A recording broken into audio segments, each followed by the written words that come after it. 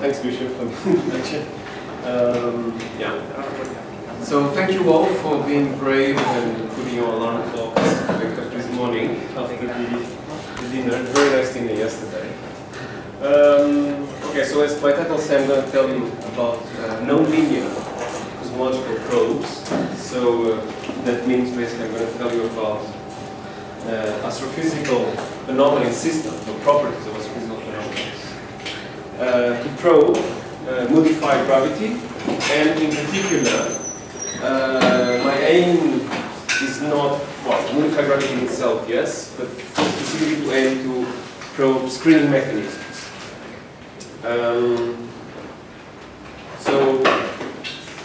And I will go straight to the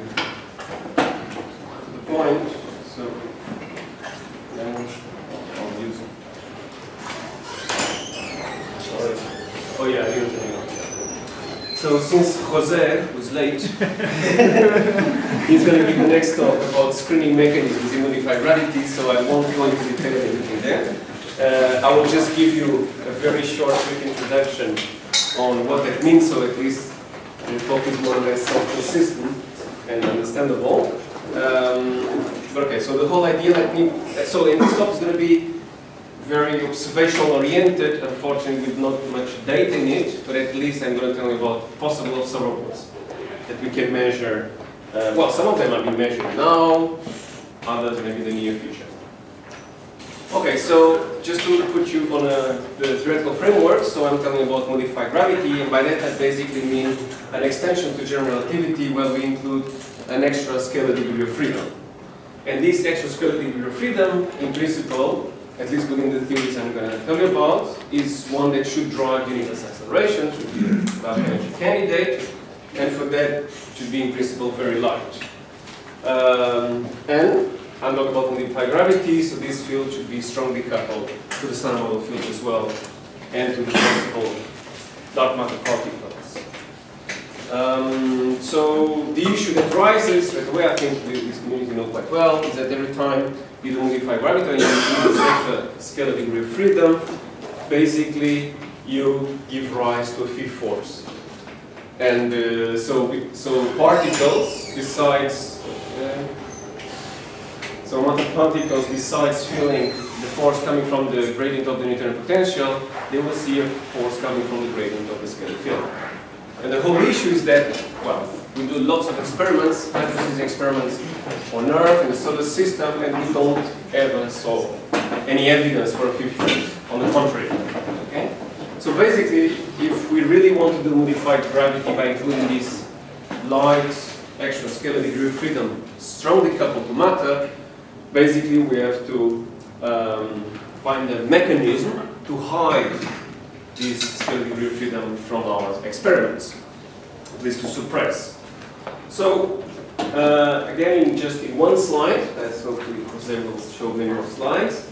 So if you have, for instance, a general scalar tensor theory, like this one, where you have it's a scalar field, so a scalar freedom with a non-standard term, it's just to be very general. There's going to be a mass term, a self-interacting potential, and a coupling to the sum of the fields. What we have is that, as I said, there's the rise of the fifth force, so you give rise basically to a Yukawa correction to our Newtonian potential, which in general can be written like this.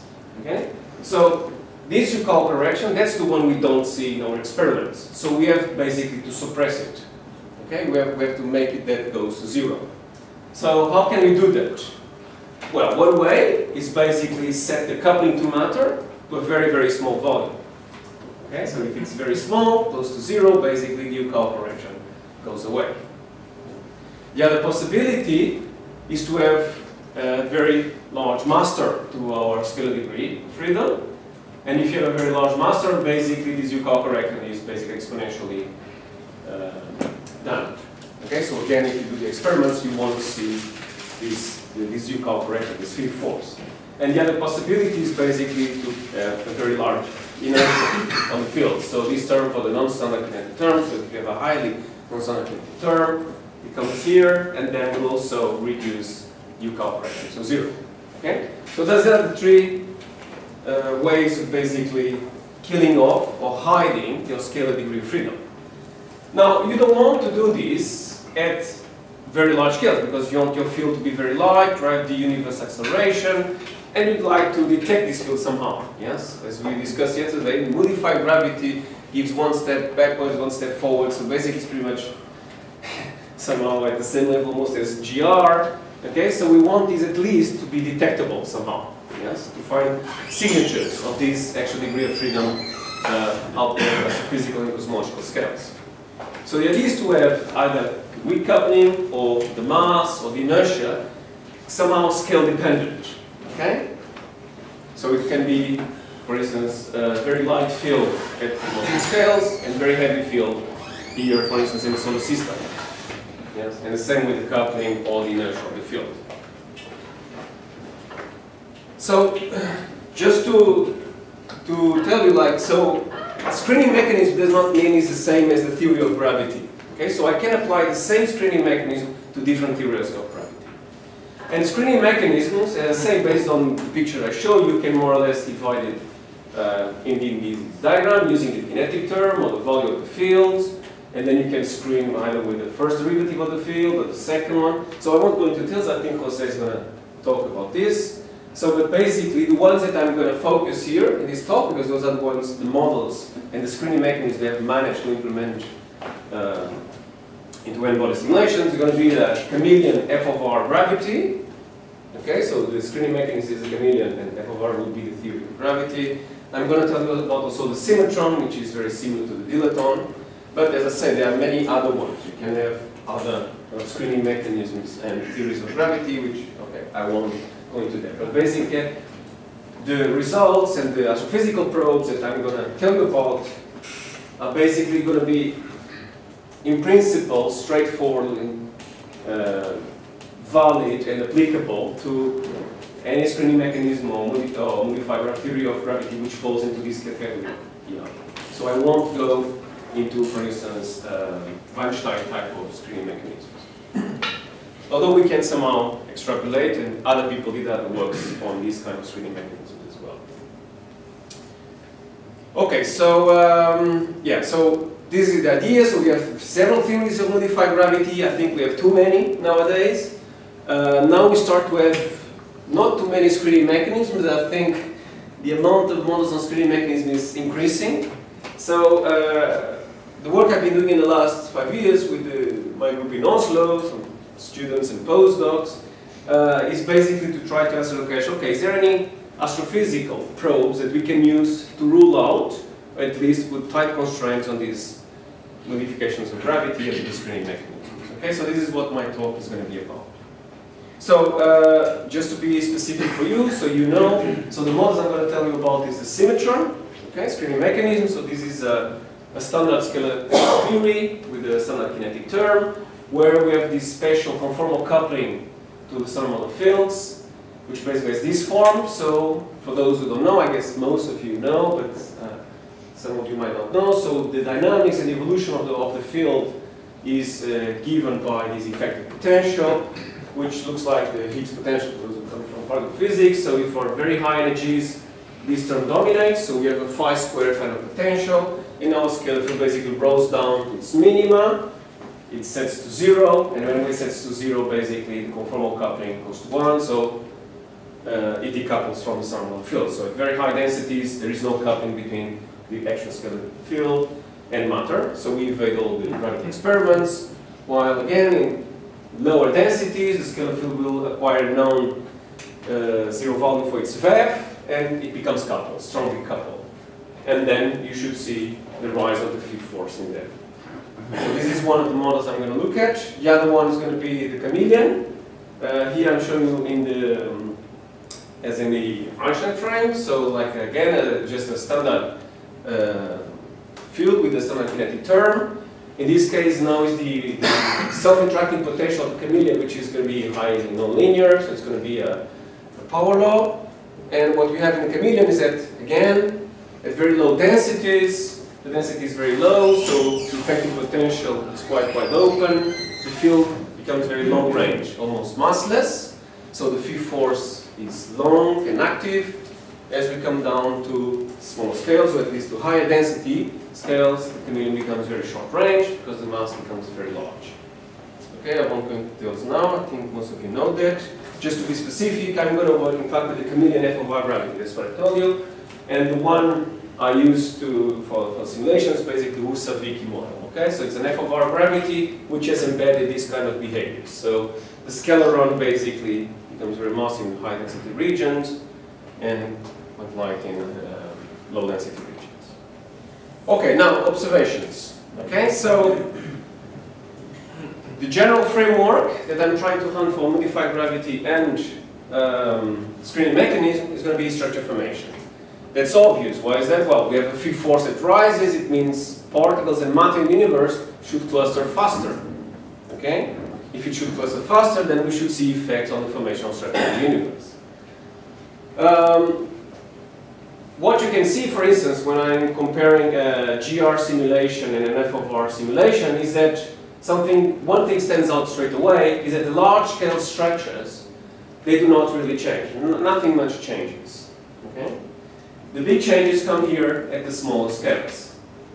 This is in fact not a surprise because this F of R model here, the Savicki, is a model which has a background expansion for the universe pretty much the same as lambda CDM. And even the linear perturbations at the linear level, it's pretty much the same as lambda CDM.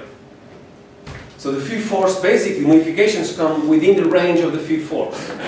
And for the nowadays viable ranges of field force, they are around the megaparsec scale. So the very large structures that don't change, changes will come more or less here at small scales, at megaparsec scale. Clusters of galaxy scales. Okay? So in fact, at the second part of my talk, what I'm going to be talking about is properties of clusters of galaxies, which could be probes for these screening mechanism and these modified gravities. Okay, but let's start with the simplest one. Well, the simplest one, as I said, is basically to look at how the field force affects the clustering of matter at different scales. And observable is basically the matter power spectrum. If you look at the matter power spectrum, how matter clusters at different scales, you should see that in principle in modified gravities, you should see an increase of the power. So this is here what I'm plotting. I'm just giving you the example for the symmetron here. So you can think of the symmetron as the rise of field force, so there's an effective G, which is basically K-dependent. There's a scale here, which is basically proportional to the range of the field. So modifications, the clustering will happen within the range of the field. For the symmetron, it's about 1 megaparsec here. And here what I'm plotting is deviations of the matter power spectrum with respect to lambda CDM. Okay, so this is y-axis. So like 2% deviations up to 12% here. And the x-axis basically is the wave number, so these are the scales. And I'm plotting here several curves, so you can see how these deviations grow in redshift. Okay? So what can we see straight away from these, from the matter power spectrum? One thing is that GR is recovered in the linear regime. Because as I told you, in these models, both the background and the linear perturbations they are very similar to lambda CDR. Okay? So deviations come, basically, in the smaller scales when we enter the highly nonlinear regime. And the second thing is that deviations will occur that are higher in lower redshifts than in higher redshift. And the reason for that is that this field, in this case of the symmetron, it's a dark energy candidate. So the idea is that it will become alive at low redshifts to drive the universe acceleration, and when that happens, the field force also appears, and so deviations in the matter power spectrum with respect to GR they should increase. We can also do a bit more with the multiple spectrum. We can try to probe what is the screening scale. That at what scale, what density scales does the symmetry breaks and the phi force becomes alive or hides. And you can look at, again, at deviations of the multiple spectrum with respect to lambda CDM here, the scale, and you can play with different symmetry models which screen at different scales. And what you can see is that when the screening only happens at very, very high density regions, deviations from the multiple spectrum are higher. And that's because the phi force, basically, when it only screens at high density regions, the phi force is alive almost everywhere in the universe, with exception to the scale below where the screening happens. Yeah. Short question. Do you analyze this with the n-body simulations? Yeah. Okay. So it's Newtonian, f of r, all this stuff that you didn't like up to nowadays. Yeah. Yeah. It's n-body simulation. Yeah. Yeah. And you can have the same kind of property for the chameleon screening as well. Okay, so you can do again, you can play with different chameleon type of screening, in this case the f of r, and for different types of f of r models. So these are all Husaviki. Okay, so for the ones, well, the experts might know what these symbols mean. This is the red one, is an f of r, where the first derivative of the field today is about 10 to the minus 4, that's why the 4, the other one is 10 to the minus 5, and the other one is 10 to the minus 6. So an f of r with the value of the field today, 10 to the minus 6, basically is very similar. It screens everywhere almost, it's very similar to GR. That's why the deviations in the multiple spectrum from general relativity are very small. As we go to f of r4, the deviations can become much larger. So, and of course, the idea would be to compare the data. So you look at the multiple spectrum from galaxy surveys and see where does the data fits better to these models. Yes, which one? Okay, so this is one way. So this would be one simple, straightforward observable. Again, it's on the nonlinear scales because basically deviations come from the nonlinear scales. The other one is that if we have this phi force, matter not only clusters more within the range at the scales of the phi force, but the particle shape should move faster because it's an acceleration. Yes, the particle will feel this extra acceleration coming from the phi force. So if we look how particles move, for instance, again within the range of this force, so it's megaparsec scale. So let's look how the peculiar velocities of galaxies in a cluster. Okay, that should also give us an indication of modification of gravity, the velocities of galaxies in a cluster. So before showing you the results of the velocities in clusters, peculiar velocities in clusters, let me just show you how the phi force, because we have this screening mechanism here, how the phi force changes within a big cluster like that, 10 to the 14, 10 to the 14.5 solar masses. Okay? So again, I'm showing you 3 f of r models. Just look at the colors, forget the dashed and solid lines here, there's no need. So again, the f of r6, that's the model which is very close to lambda CDM. It's the model which screens very well. So here what I'm plotting is the enhancement of the phi force with respect to the gravitational force. Okay? So this is a very high, a strong phi force. So in f of r, this is about square root of 2/3 or something like that. Okay? So this is the maximum value for an f of r enhancement of the phi force. And here I'm plotting the radius of the cluster, if you think. So this will be the center. As I go out, I go to the virial radius and outside to R200, etc.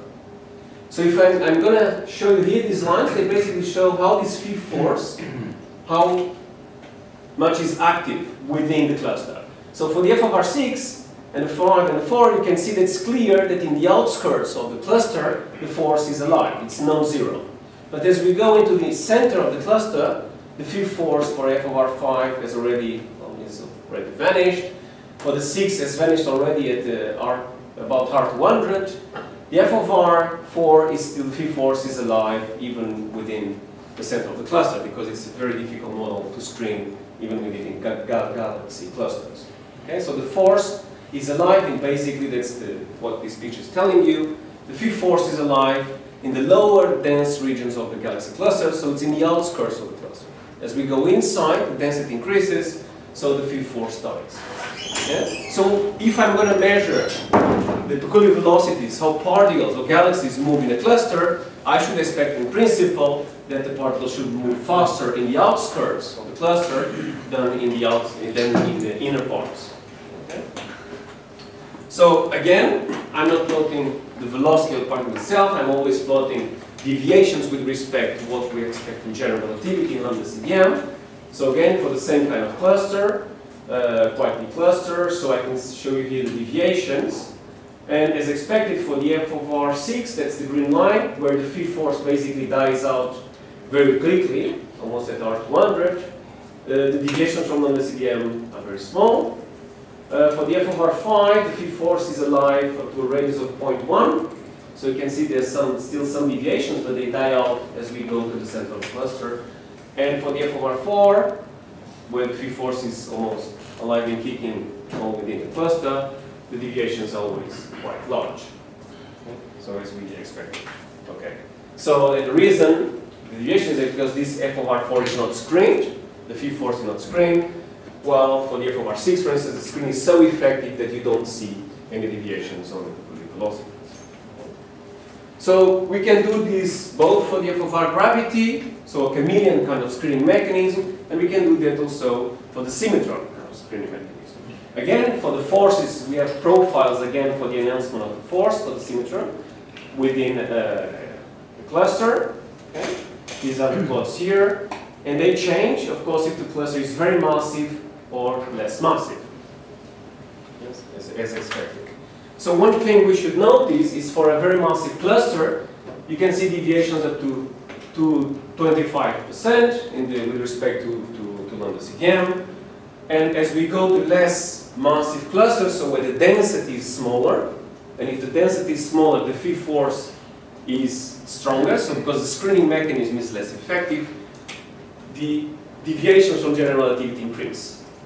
Okay, this is what we expect, because the density of this cluster is a smaller cluster, so deviations from general relativity should increase. And you can see that here when you look at profiles of the forces. So even for this symmetron model, it decays quite quick for very heavy clusters, so intermediate clusters not so quick.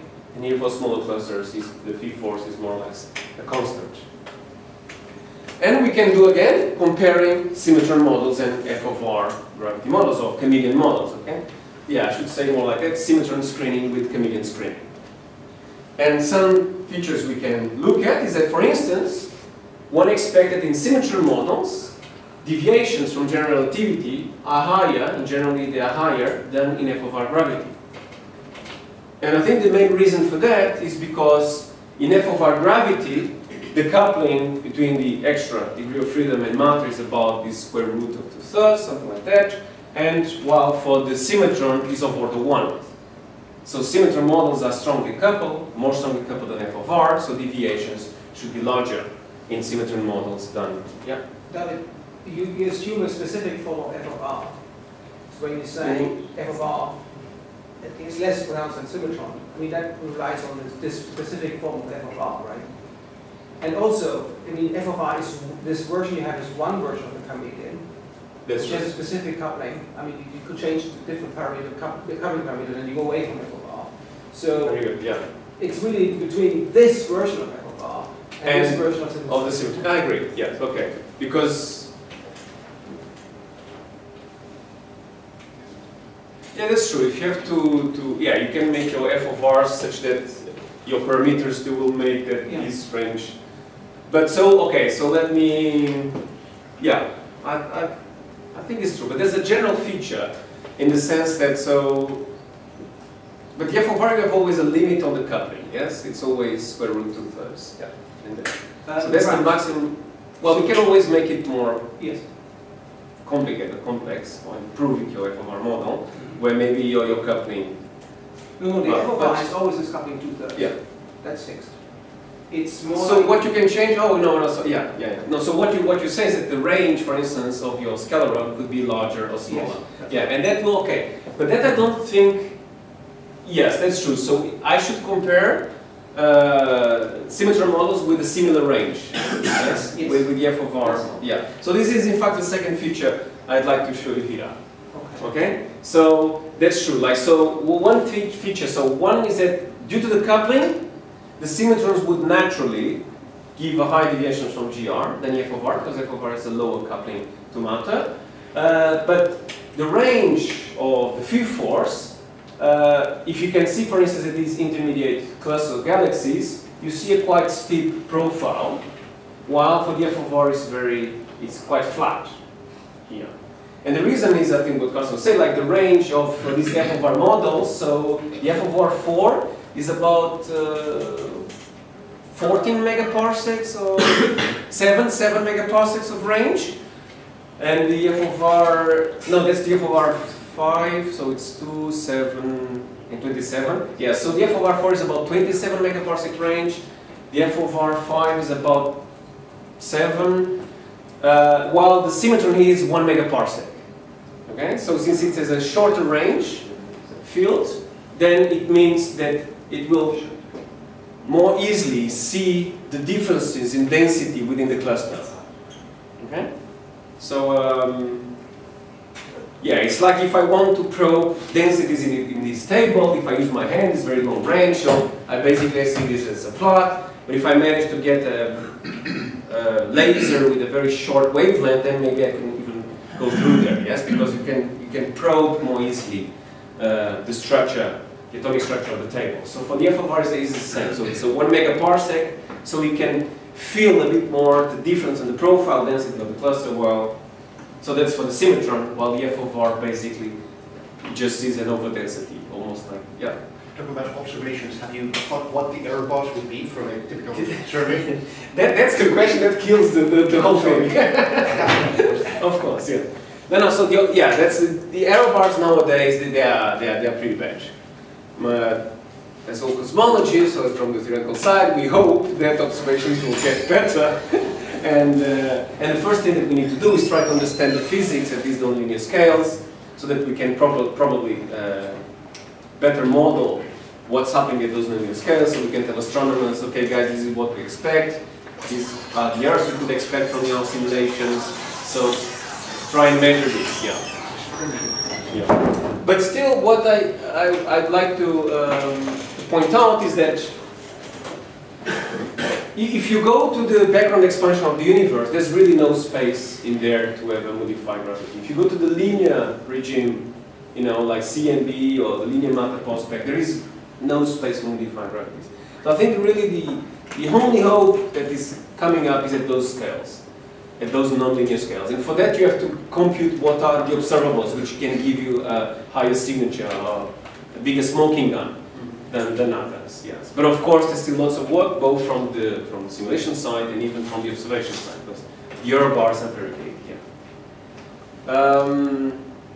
So, okay, so these were the two more or less straightforward methods to look at the existence of these modified gravity and possible screening mechanisms.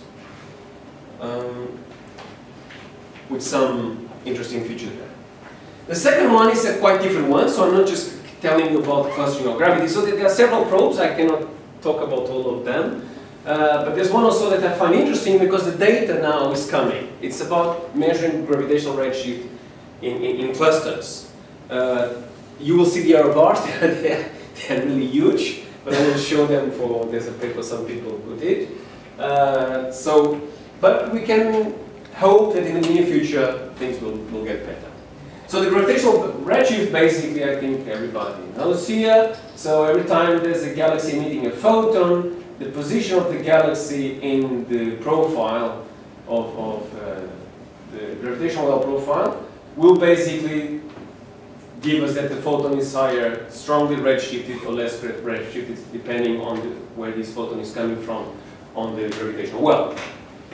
So what we expect from general relativity, if you expect a very massive cluster, okay, what we expect is that the gravitational redshift becomes much stronger because it's a very huge cluster. So for instance, for these the yellow lines, that's 10 to 14 solar masses cluster, so you see this big gravitational redshift.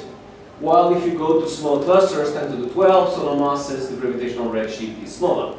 Well, because the gravitational well is smaller, so it's less deep, So it's natural that photons, as they are emitted, they will redshift less.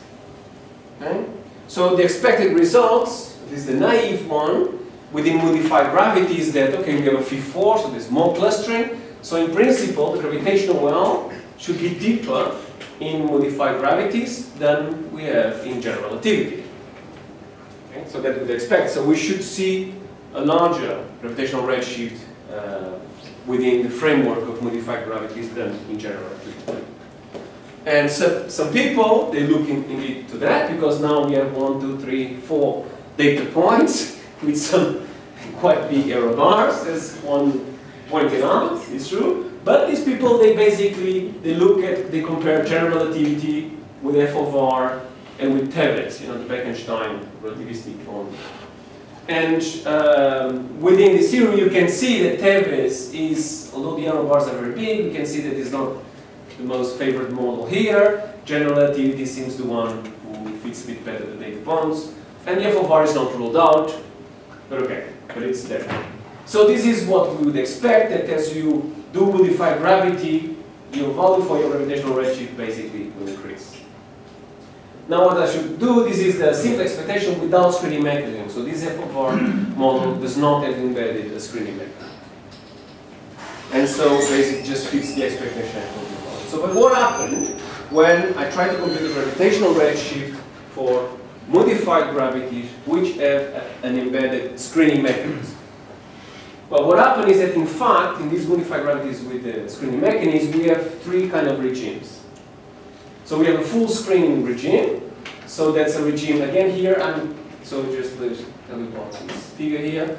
So this is the acceleration that particles feel, again, inside the cluster. So this is one is zero radius, this is the center of the cluster, for, again, the three f of r models, the 6, the 5, and the 4. Okay, so this is again a quite massive cluster. And what we can see, we have like a full screening regime where basically the f of r is like a 10 to the 6, so the screening is very effective, very short range kind of few force. So the acceleration of the particles basically within 1 virial radius, they only feel Newtonian gravity. Then you have the other extreme where there is no screening at all. So the gravitational well for the cluster is going to be much deeper than GR. So of course the full screening one basically we see it's just the same as the GR. So that's the f of r4, there's no screening. And we have the case where you have this intermediate case where you have a kind of a partial screening, kind of where the phi force starts to fill a bit the density of the cluster, but still is still alive up to about 0.1 of the virial radius. So we can now make predictions for how these modified gravities with the screening, what shall we expect for the gravitational redshift. And what you can see is that basically for f of r gravities which fully screen, basically there is no deviations from lambda CDM. So here, sorry, it's just the deviations of what we can measure in terms of gravitational redshift with respect to lambda CDM. So 0 is basically there are no deviations. Again, for galaxies which sit in different positions in our cluster. Okay? So in general, we can get for a fully screened theory like f of r6, very short range, basically there are no deviations from GR. If we see very large deviations, we can see that basically these are going to be f of r gravities without screening. So, and we can also find that we might have these modified gravities which, if we go into a cluster where the force does not fully screen, so it's a partial screening, you can even see some negative values for in terms of the deviation with respect to lambda CDM. So that would be an indication of modified gravity with the screening where the phi force is only partially screened. Okay, so I think this is more or less the first half of my talk. So I just show you, I gave 3 examples. There are many more that people have been working around of nonlinear properties of clusters that could give us some indication of modified gravity and in screening mechanisms. Now, something I really like, it's the one I'm going to tell you about. It's basically to search for modify gravities again and to look at the fact, again, this is the screening mechanism, that I'm going to measure. I'd like to find a quantity which, when I'm going to measure it in a high-dense region, for instance, here, no, this is low dense, so in a high-dense region, I would find the value of that physical observable to have one volume, which is very similar to GR. And as I go to measure the same quantity outside in a low-dense region, then I would see a different value for that. And the quantity I'm going to choose is going to be the mass of the clusters. So basically, I'm going to look for violations of the equivalence principle at cosmological scales. And yeah, the mass of the clusters, that's basically my observable. Okay? Yeah, that's what I want to say. Okay, so the first thing again is to connect the idea of the work is basically to tell astronomers, guys, you have some limited amount of money, of time to observe, so you should try to look at these kind of properties of clusters, okay? So the idea is to tell astronomers, okay, and try to convince, not in this audience, because they're not, well, I think they're not probably astronomers here, that the mass of clusters is a very nice probe of modified gravities and screening mechanism in itself. So, but the first thing that one needs to know to understand is that, okay, how am I going to use the mass of clusters to probe violations of equivalence principle as a first thing? And in order to understand that, you need to know that astronomers, there are basically three main ways of estimating, and the word is important, estimating or inferring the mass of a galaxy cluster. So one is by using lensing methods, lensing mass, so basically from the conversion lensing, you can estimate what would be the mass of your cluster there, okay, basically by gravitational lensing. And what you should be aware is that within these modified gravities I'm telling you about, they're all conformally invariant. So the photon geodesics are not affected by modified gravity. Okay? The null geodesics, they are the same both in GR and modified gravity. And so if you're going to use lensing as the method to estimate what is the mass of your cluster, basically you'll get the same result. So the lensing mass, that's the name I'm giving you to the mass. The lensing mass in these conformal modified gravities is the same in modified gravity as in general relativity. Okay?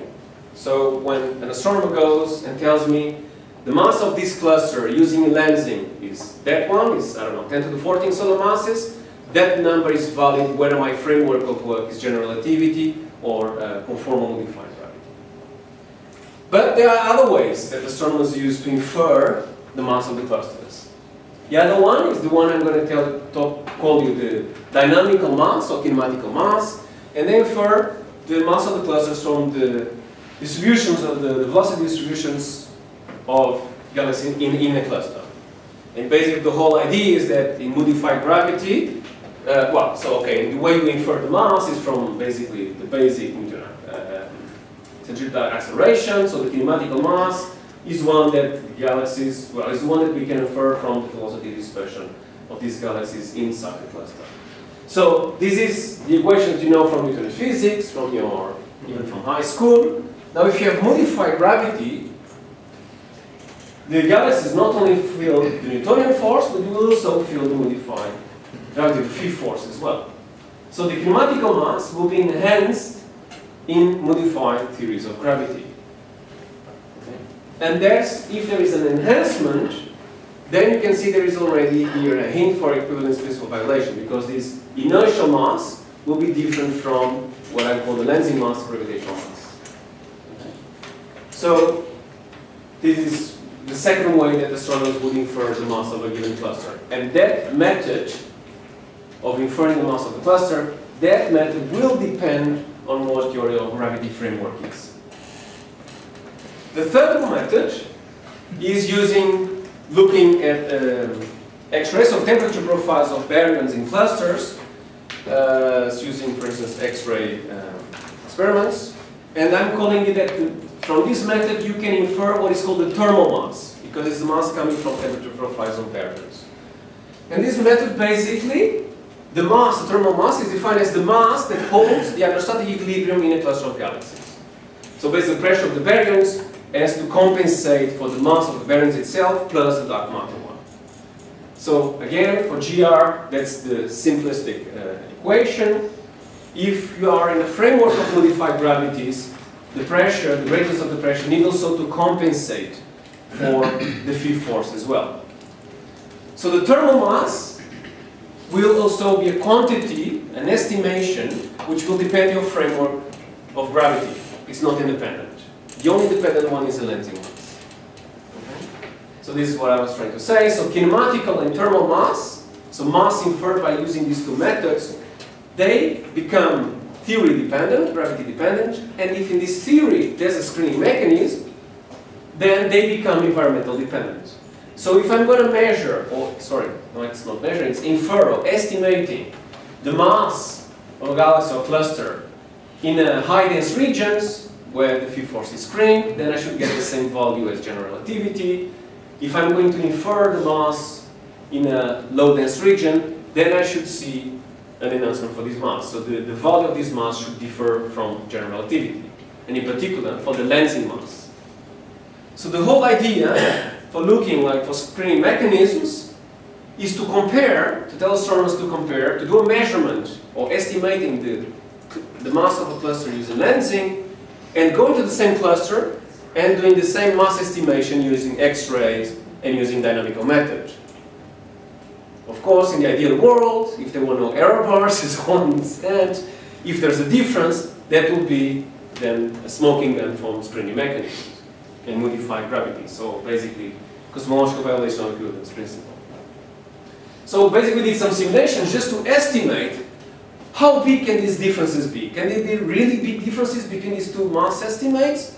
Or basically, we're going to find like 1% differences, even from the theoretical point of view. And there's not even any point telling astronomers to waste their time and their money looking at this.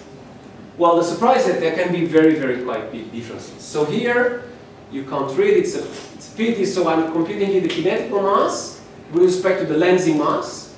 So yeah, so lensing versus kinematical mass for different symmetry models. And so this is y-axis, so these are the differences between kinematical mass and lensing mass as a function of the size basically of your halos. Okay, so it's a 10 to the 15, 14, 13 solar masses. And basically the black gray line, that's a lambda CDM simulation. So as you can see, there's no difference between kinematical mass and lensing mass as expected.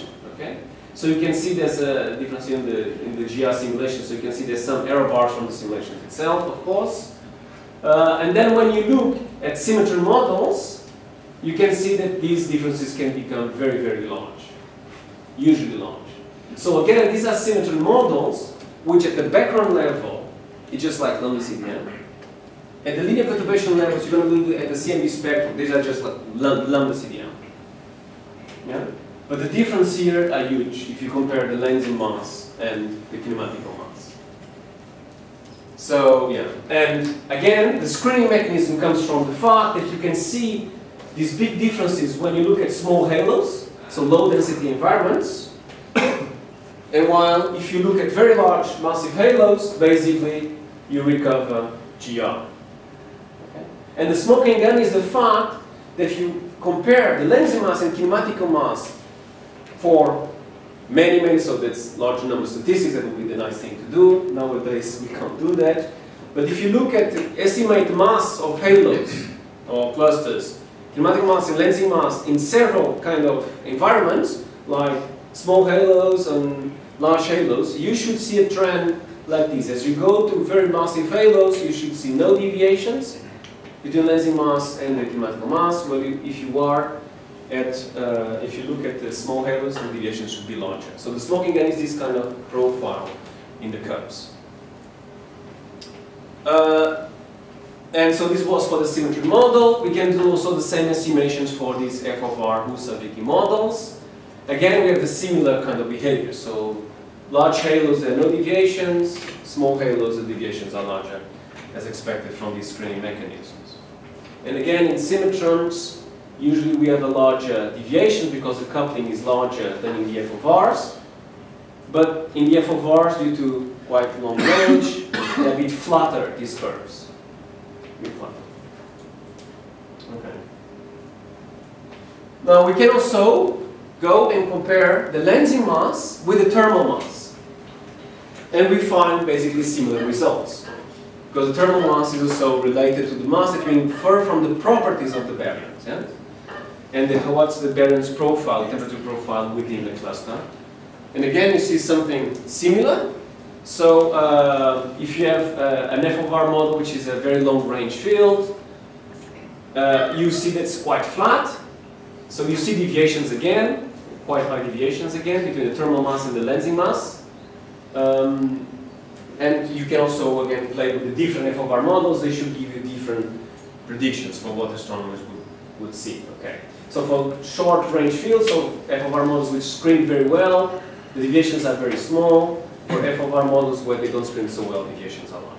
Okay. And you can do the same for the different symmetry models. I'm going to extend. I'm not going to go into all these. I think you already got the picture, yes? So if you are in high dense regions, you see big deviations, low dense regions. So low dense regions, big deviation, large deviations. High dense regions, usually you don't see them. Now, there is an interesting question that we asked at some point, just for curiosity, but the fact that we have 3 ways of estimating the mass of clusters, that give us the possibility of also asking another question. Is that, do dark matter particles couple with the extra-scalar degree of freedom with the same strength as the baryons, as the standard model fields? So is gravity a universal force? And is it possible to try to answer the question, can we have a non-universal coupling between gravity, the gravity sector, and the dark sector, and the standard model fields? And the fact that there are these 3 methods of estimating the cluster of masses, we can answer that question, in fact. And that's something very nice, because the kinematical mass is inferred from the velocities of the halos in a cluster. Okay? The stronger the force, faster these halos move, these galaxies move. Yes. But halos basically were measuring, in fact, the velocity of the dark matter particles in the cluster of galaxies.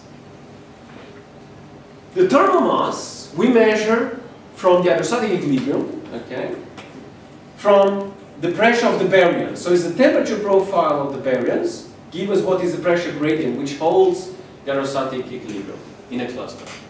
So the thermal mass is in fact a probe of modified gravity in the baryonic sector, in the standard model fields, while the kinematical mass is more like a probe of modified gravity in the dark sector,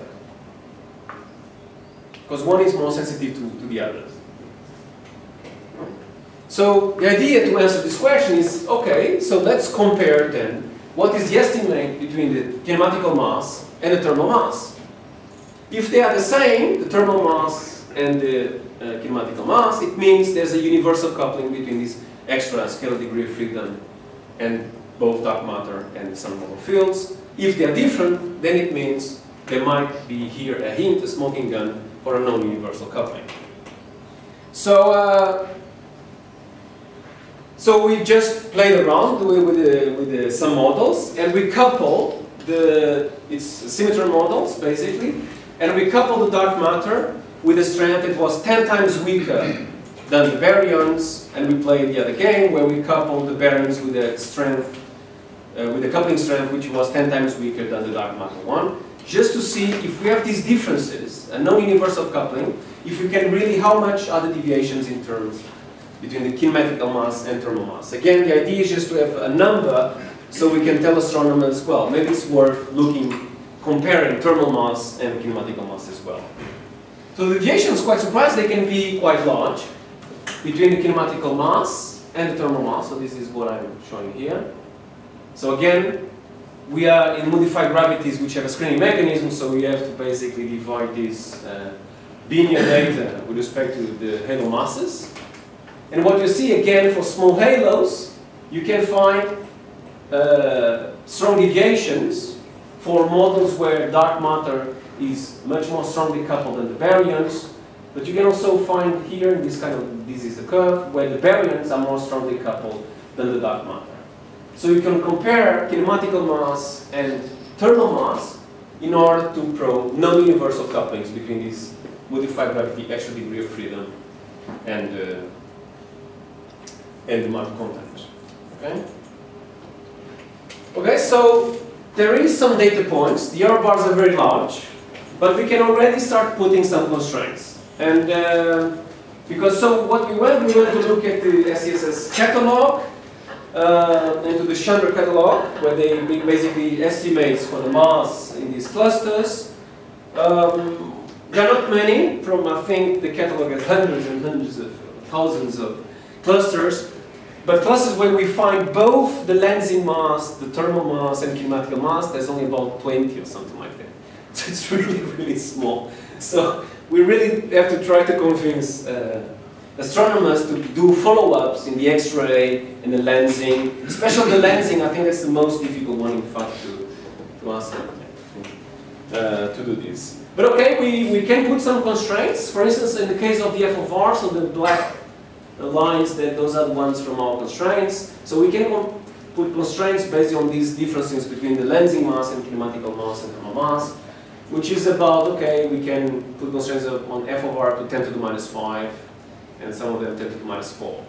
There are better constraints out there, because there's better data, but if the data improves and if the error bars in the observations they improve, I think this could be a very nice way of not only probing modified gravities, screening mechanisms, trying to find this cosmological violation of equivalence principle, but also try to answer this question whether the dark sector is coupled to our dark energy field or to the extra scalar degree of freedom of modified gravity as the standard model fields are or not.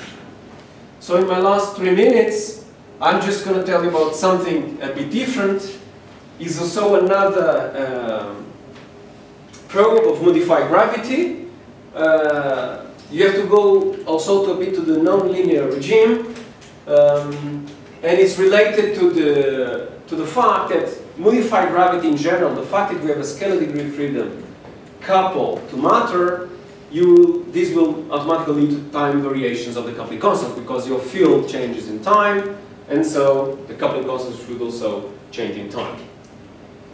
For the case of screening mechanisms, where you have the chameleon and the symmetron potentials, which they change shape as we are in a high-dense region or in a low-dense region, it means that the value of the scalar field, so if you have a coupling constant which is proportional to the scalar field, the value of the scalar field will change whether you're in a high-dense region or in a low-dense region.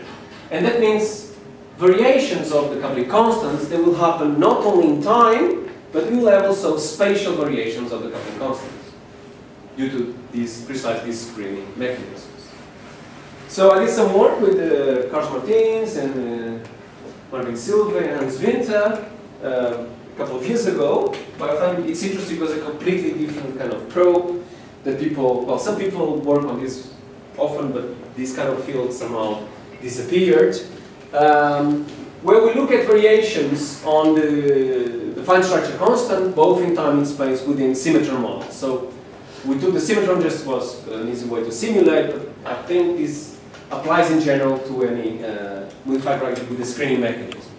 So we basically introduce a coupling between the symmetron and the photons. And what we see, for instance, is that if we start a very high redshift, where the density of the universe is very high, the symmetron field is completely screened. So here I'm showing you, so the blue part is, there is no variation in alpha, okay, so I'm basically plotting the value of alpha as a function of redshift, that's what I'm going to show you. How the value of the Finestructure Constant changes in time, and the blue says there are no deviations from the value that we measure today on Earth, and as you'll see some parts, we'll see that there are strong deviations from what we measure on Earth, they're going to be yellowish, reddish, okay? So as the universe is very dense at redshift 5, the symmetron just sits in the minima, 0, so there's fully screened, the whole universe is fully screened. So the value of alpha, the coupling constant, is the same everywhere in our universe. But as with redshift, we go to lower and lower redshifts, the symmetry starts to break, because the density of the universe starts to become very low, so the field starts to acquire non-zero VEV. And of course, as we start to form structures as well, you can see that in the highly dense regions, the field recovers the symmetry, and so there are no deviations from the fault that we measure here on Earth. Okay, so this will be a nice way of telling you the Earth sits somewhere in a very high dense region, the galaxy, and that's why we don't see any deviations. Maybe these quasars that Webb et al. Claimed that they saw some deviations, so these are deviations of about 10 to the minus 6, you can see here the range. They would sit in a bit lower density, and that's why we see some variations in alpha. And you can again look at several models. So these are all snapshots at redshift 0, so different models. They might have regions with a stronger screening than other models, so these are models which are less screened.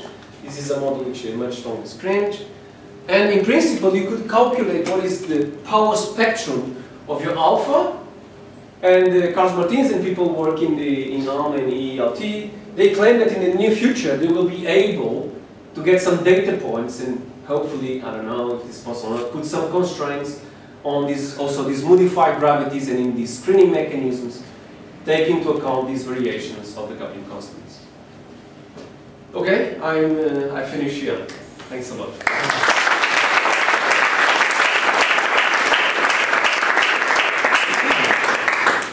Actually, there's another observable, which is the integrated satchel of the described screening, which changes the potential on the one side. If you have photons from the CME, as they enter these deep potential wells, they will start changing the potential to have an integral.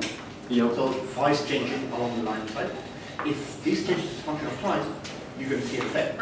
Nowadays, we find difficulties describing what we observe from the ISW from what we expect from lambda dark matter. We expect something like a few microkelvin, and we observe of the order of 10, slightly larger. Yep. We don't understand whether we're finding a problem with lambda dark matter, and what you just described perfectly goes in the direction of having an effect from effect gravity. So maybe we should discuss okay, yeah, that's very nice, yes. So that's in within DS or DS that's what you, and Planck. And Planck, yeah. Yeah, because it's ISW. Do you need a short range field for this, or can it be long range? What do you mean by long range? Well, here's a screen to modify gravity. I have not done any analysis whatsoever with modified gravity. Just saying the effect, the observations. The observations are the ISW effect that we observe by looking at full maps do not fit those that you expect from lambda dark matter. The ISW is much bigger by factor 2. Thanks, Gordon. It's certainly worth exploring. A question about the link between the Yukawa potentials, that cause the fifth force, and the accelerating expansion of the universe. Is there a direct link between those two in your mind? Or is the Yukawa potential a result of, well, it seems to me it's a result of a VDBZ type discontinuity of the massless, almost uncoupled scalar degree of freedom? So Peter and I have studied this, and with Rita and Al as well, we found that the Yukawa potentials in f of r phase don't contribute at all to the large scale expansion. The acceleration comes from something that's effectively a constant reaction. Yeah. And the fifth force is coming from a massive, almost massless degree of freedom. Like happens in massive gravity when you take the limit and it goes to zero. So, okay, so I wonder, are you constraining the force that's causing acceleration, or does something that's a very weakly coupled degree of freedom, which is unconsidered? So let me say, so in order to drive universal acceleration in the same way that we see today, there's basically in these modified gravities, and I think all they are published, the fine-tuning of the cosmological constant. So we have to put the number, cosmological constant, somehow by hand there, and there's a constant there. So that's the part that you have to play with the shape of your f of r or your symmetry model. Basically, you have to somehow embed the cosmological constant there.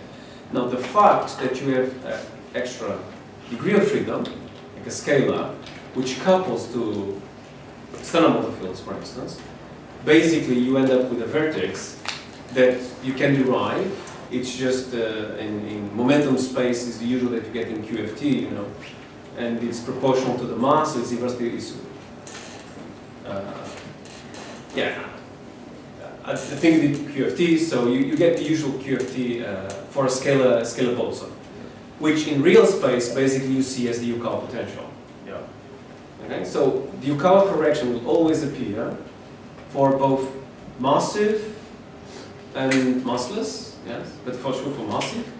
Every time you have an extra scalar degree of freedom coupled to your Sondermodel field. Even if so it looked from our study, like in FFR gravity specifically, the extra degree of freedom isn't causing the acceleration. If I just had lambda and some very low mass. Yes. Okay. Yeah. Is that the same thing as this? Yeah. Well, in the USA Wiki, they build up the model so that in the limit of very low densities, that f of r goes to a constant. Yeah. Exactly. So yeah. So it's in that. So if you just had an Einstein double action with lambda and some extra. It's the same. Okay. I know what you mean. Yes. So this applies to whether. Okay. So you're saying that this applies to whether the scalar degree of freedom drives unitless acceleration or not. These signatures. I mean, it's not an accident that the Wiki model looks like lambda CDM in the background, right? That's the reason for that.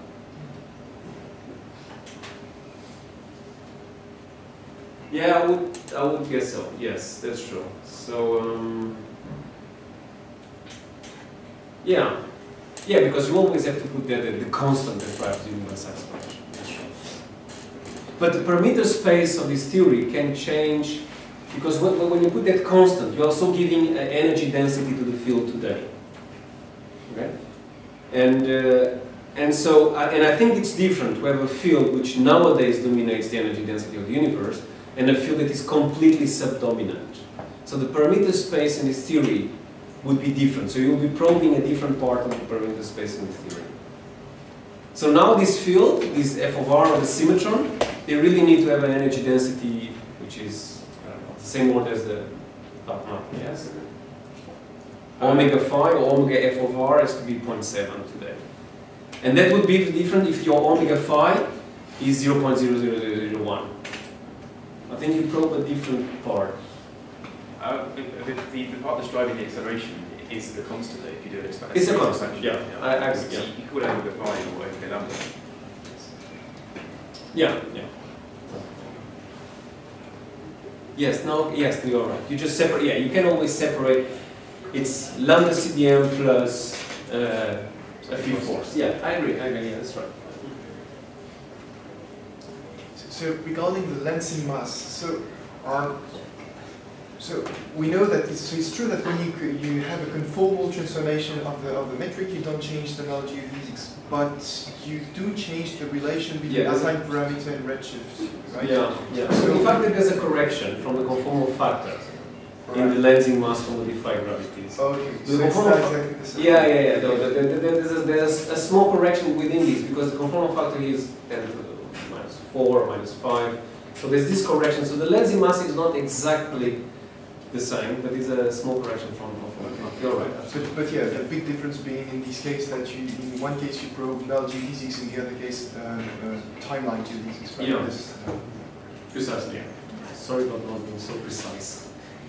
You're correct. Can I ask another one? Yeah, that's okay. So there's a picture you had of a tightly clustered bunch of galaxies and a diffuse cluster of galaxies. Yes. You're saying that the tightly clustered one had a high density of screened and the other one isn't. Each galaxy by itself though is much denser, right? And should be screened. So why do they become unscreened but left far apart? No, that's the artist in me which does not do anything correctly. Well, it's a bit more than the artist in me. I think one of the questions is how you have to define density, and you know better than me how do you define a density. It's a mass within a volume. And then we go into all these problems like what's the volume, the size of the volume, and things like that.